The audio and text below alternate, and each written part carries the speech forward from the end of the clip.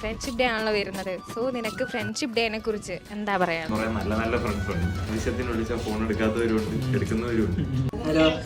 പിന്നെ ഭയങ്കര പിക്സോ നിനക്ക് എന്നോട് ഇഷ്ടമുണ്ടോ?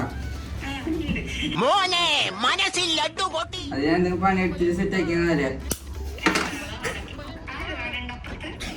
ആരുമില്ല. I love you. I love you ടാ. പിന്നെ വിളിക്കാം. ഞാൻ കാര്യം ചെയ്യാൻ വിളിച്ചാ. Do you love me?